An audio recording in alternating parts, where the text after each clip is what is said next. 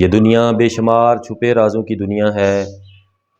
سن 1912 15 April کا دن جب وہ دیو ہیکل بحری جہاز سمندر نے نگل لیا، جس کے بنانے والے نے دعویٰ کیا تھا کہ ٹائٹینک کو خدا بھی چاہے تو نہیں ڈبو سکتا، تقریباً 1 صدی تک اس جہاز کا ملبہ نہ مل سکا۔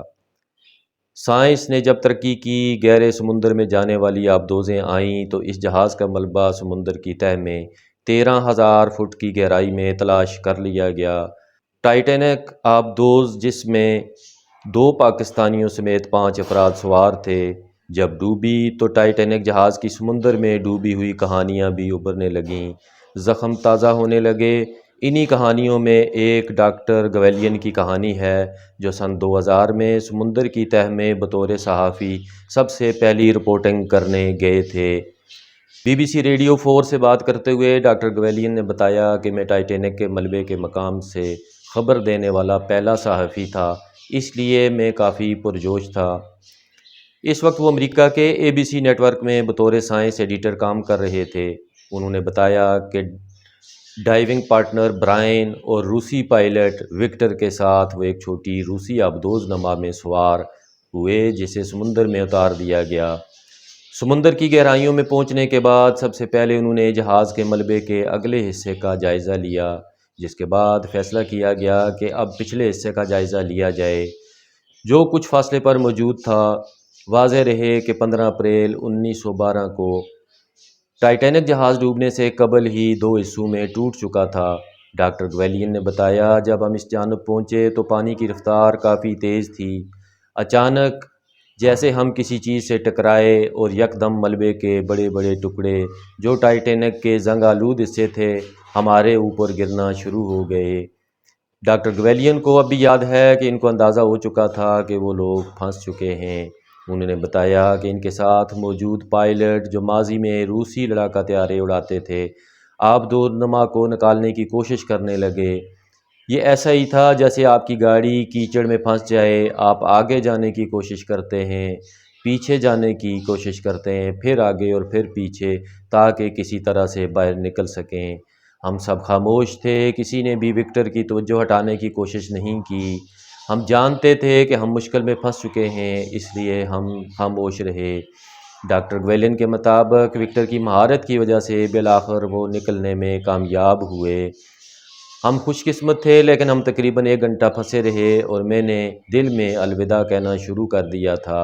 میں ان لمحوں میں اپنے دماغ میں آنے والی سوچ کبھی نہیں بھلا سکتا، جب میں نے سوچا کہ اس طرح تمہارا خاتمہ ہوگا، لیکن پھر ہمیں محسوس ہوا کہ سب کچھ بدل گیا ہے۔ ایسا لگ رہا تھا ہم تیر رہے ہیں۔ وہ بتاتے ہیں کہ یہ سب مکمل تاریکی میں ہو رہا تھا، کیونکہ پائلٹ نے لائٹ بند کر رکھی تھی۔ پھر میں نے وکٹر سے پوچھا، سب ٹھیک ہے؟ تو وہ ٹوٹی ہوئی انگریزی بولتا تھا۔ اس نے روسی لہجے میں جو جواب دیا وہ مجھے اب بھی یاد ہے۔ اس نے کہا، کوئی مسئلہ نہیں۔ میں نے سکھ کا سانس لیا۔ ڈاکٹر گویلین کا کہنا ہے کہ ان کو سمندر کی سطح پر واپس پہنچنے میں 2.5 گھنٹے لگے، اور ان کا انتظار کرنے والے جہاز میں لوگوں کو اندازہ ہو چکا تھا کہ کوئی مسئلہ ہوا ہے۔ ان کے مطابق سن 2000 میں صرف روس اور فرانس کے پاس ایسی آبدوزیں تھیں جو سمندر کی گہرائیوں میں پانی کا زیادہ دباؤ برداشت کر سکتی تھیں۔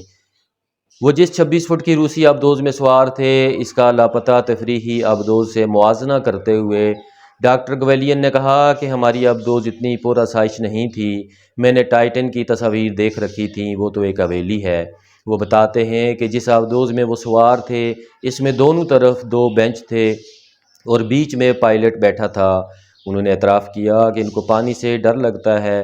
میرے لیے یہ سب کرنا بہت مشکل تھا، لیکن وہ کہتے ہیں کہ ٹائٹینک کے ملبے سے رپورٹنگ کے موقع کو وہ گنوانا نہیں چاہتے تھے۔ سمندر میں جانے سے پہلے ان کو بتایا گیا تھا کہ آبدوز میں سفر کیسا ہوگا۔ امریکی صحافی نے بتایا کہ ہمیں ایک سچی کہانی سنائی گئی تھی کہ ایک آبدوز میں پھنس جانے والے ایک اور شخص پر کیا بیتی تھی۔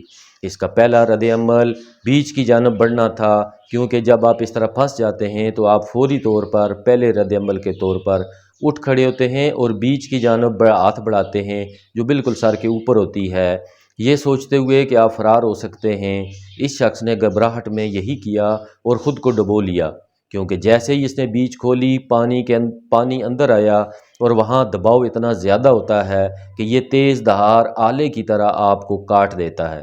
مجھے اپنے سفر کے دوران کسی کی جانب سے ایسا ہی کرنے کی فکر تھی، تو میں محتاط تھا۔ ان کا کہنا ہے کہ میں گھبراہٹ میں کسی کے ایسا کرنے پر اس سے نمٹنے کے لیے تیار تھا۔ اس کی وجہ سے مجھے اس صورتحال سے نمٹنے میں مدد ملی، کیونکہ مجھے ایک مقصد مل گیا تھا، ایک وجہ مل گئی تھی کہ میں کسی اور چیز کے بارے میں نہ سوچوں۔ اور پھر سائنسدان ہونے کے ناطے میں نے اپنے ذہن میں سوچنا شروع کر دیا کہ ہمارے پاس آکسیجن کتنی دیر تک دستیاب رہے گی اور ہم کیا کر سکتے ہیں۔ میں نے سوچا کہ ہم کیا کریں تو اس مشکل سے نکل سکتے ہیں، لیکن ایک موقع آیا جب مجھے اس حقیقت کا سامنا کرنا پڑا کہ باہر نکلنے کا کوئی راستہ نہیں۔ اور تب میرے ذہن میں یہ آواز گونجی کہ اس طرح تمہارا خاتمہ ہوگا، اور یہ ایک ماورائی سکون حاصل کرنے جیسا تجربہ تھا۔ جب ان سے لاپتہ ہونے والی ٹائٹن آبدوز کے بارے میں سوال کیا گیا تو وہ اپنے جذبات پر قابو نہ رکھ سکے۔ انہوں نے پرنم آنکھوں کے ساتھ جواب دیا، میرا دل ان 5 لوگوں کے لیے ٹوٹا جا رہا ہے۔